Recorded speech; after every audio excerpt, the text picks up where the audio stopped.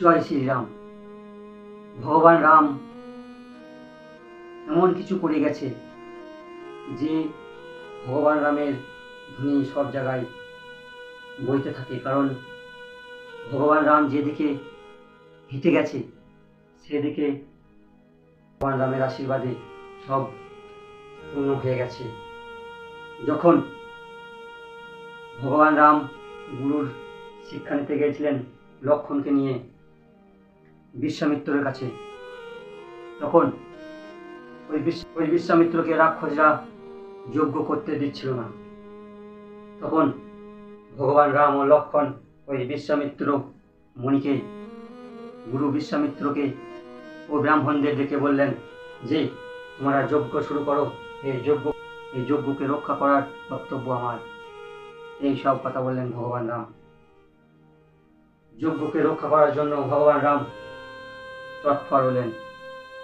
ব্রাহ্মণদের যজ্ঞ আরম্ভ করতে বললেন। ব্রাহ্মণেরা যজ্ঞ আরম্ভ করলেন। তখন কিভাবে বধ করবে, রাক্ষসদের কিভাবে থামাবে সেই চিন্তা ভাবনা করে ব্রাহ্মণদের সামনে রইলেন। আর এদিকে ঋষিদের বিরোধী, যজ্ঞ বিরোধী রাক্ষস মারীচ সেখানে চলে এলেন। সেই রাক্ষস মারীচ সেখানে এলেন ব্রাহ্মণদের যজ্ঞ ভঙ্গ করতে। বাড়িতে যদি ভগবানের সামনে কর্পূর আরতি করা হয় তাহলে যজ্ঞের ফল পাওয়া যায়। ভগবানের সামনে ঘিয়ের প্রদীপ জ্বালালে অনেক অনেক পুণ্য হয়।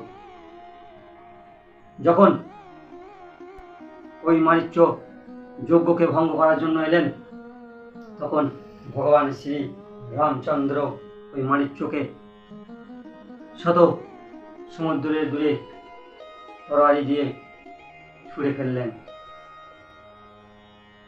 আর এদিকে সুবাহু রাক্ষসকে অগ্নিতে জ্বালিয়ে দিল ভগবান রাম।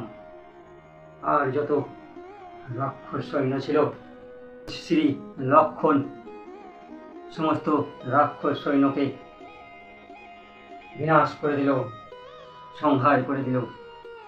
সেই সব দেখে রাক্ষসরা সব ভয় পেল।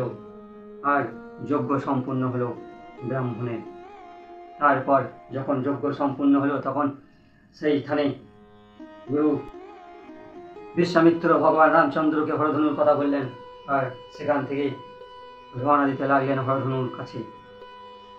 আর পথে যেতে যেতে একটি আশ্রম দেখতে পেল। সেই আশ্রমে কোনো পশু পাখি জীবজন্তুর কিছুই ছিল না। সেই সব দেখে শ্রীরামচন্দ্র ভগবান দয়ালু বিশ্বামিত্রকে বললেন, জিজ্ঞাসা করলেন যে মুনিবর এখানে কি হয়েছিল। মুনিবর তখন বিশ্বামিত্র একটি শিলাকে দেখাইলেন, পাথরকে দেখাইলেন, আর বললেন এই আশ্রমটি হলো গৌতম ঋষি। গৌতম ঋষি নিজের পত্নী অহল্যাকে শ্রাপ দিয়েছিলেন।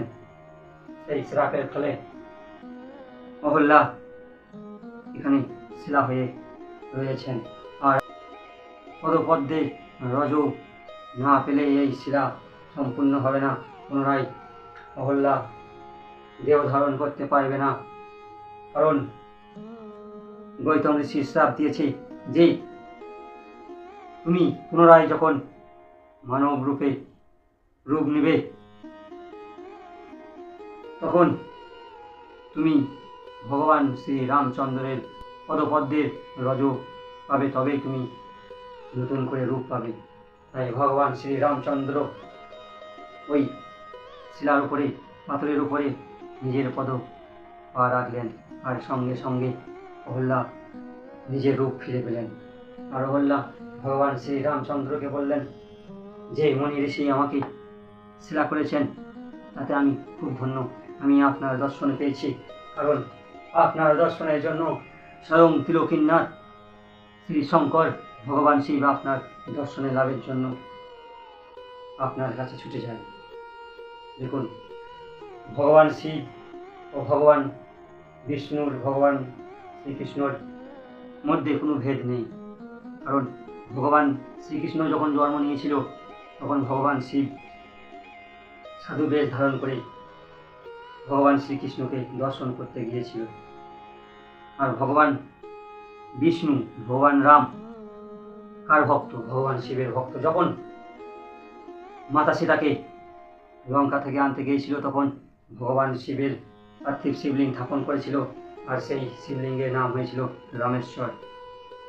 তাই ভগবান শিবের হৃদয়ে রাম, আর রামের হৃদয়ে ভগবান শিব, ভগবান শ্রীকৃষ্ণ হৃদয়ে ভগবান শিব, ভগবান শিবের হৃদয়ে ভগবান শ্রীকৃষ্ণ। এর মধ্যে কোনো ভেদাভেদ করলে হবে না, কারণ ভেদাভেদ করলে কোনোদিনও ভগবানকে পাবে না। ভগবানের দর্শন করতে গেলে, ভগবান শিবের দর্শন করতে গেলে 5 লক্ষ মৃত্যুঞ্জয় মন্ত্র জপ করতে হয়, তবে ভগবান শিবের প্রত্যক্ষ দর্শন পাওয়া যায়। 1 লক্ষ মৃত্যুঞ্জয় মন্ত্র জপ করলে দেহশুদ্ধি হয়। 2য় লক্ষ মৃত্যুঞ্জয় মন্ত্র জপ করলে পূর্বজন্মের কথা স্মরণ হয়। আর 4র্থ লক্ষ মৃত্যুঞ্জয় মন্ত্র জপ করলে স্বপ্নে ভগবান শিবকে দর্শন পাওয়া যায়। ভগবান শিবের দর্শন শুধুমাত্র ভক্তি করলেই পাওয়া যায়, আর কিছুতেই না। ভগবান শিব শুধুমাত্র একটু গঙ্গা জলেই সন্তুষ্ট হয়ে যায়। বাড়ি থেকে দুধ গঙ্গা জল নিয়ে গিয়ে ভগবান শিবের উপরে অর্পণ করুন, সব ক্লেশ, সব দুঃখ দূর হয়ে যাবে। যদি বাড়িতে অশান্তি ঝগড়া লেগেই থাকে, মনে শান্তি না থাকে, তাহলে দুধের সঙ্গে চিনি মিশিয়ে ভগবান শিবের উপরে অর্পণ করুন। ধীরে ধীরে দুঃখ দূর হয়ে যাবে এবং মনে শান্তি ফিরে আসবে। ভগবান শিবের একটি মন্ত্র জপ করলে সমস্ত পাপ নাশ হয়ে যায়। সেই মন্ত্র গঙ্গা, যমুনা, সরস্বতী। ভগবান শিবের শ্রী শিবায় নমস্তুভ্যম এই মন্ত্র একটিবার জপ করলে মানুষ সারাদিনে যতই পাপ করুক না কেন, এই মন্ত্র একটিবার জপ করলে সব পাপ নাশ হয়ে যায়। শ্রী শিবায় নমস্তুভ্যম, ওম নমঃ শিবায়। হর মহাদেব, যুবটিয়া যন্ত্রেশ্বরের জয়। ভগবান ত্রিলোকীনাথ, ত্রিকালদর্শী, কৈলাসী, অবিনাশী ভগবান শিব যখন আমার উপরে অত্যন্ত দয়া করেছেন, ভগবান শিব শুধুমাত্র নিজের ভক্তকেই খুঁজে নেয়, নিজের ভক্তকেই আশীর্বাদ দেয়। তাই ওই ভগবান রামচন্দ্র নিজের পদধূলিতে রহল্লাকে মুক্ত করেছেন, আর রহল্লাকে মুক্ত করে ওই ভগবান রামচন্দ্র বিশ্বামিত্রের সঙ্গে মাতা সীতার স্বয়ংবর সভায় গিয়েছেন।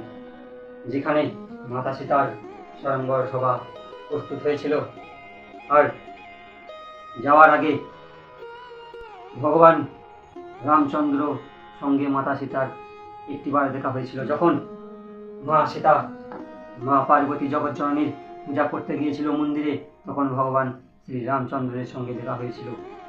ভগবান শিবের ভক্ত ভগবান রাম আর ভগবান শিবের অর্ধাঙ্গিনী মা দুর্গা দেবী জগৎজননীর ভক্ত হচ্ছে রামচন্দ্রের পত্নী মাতা সীতা।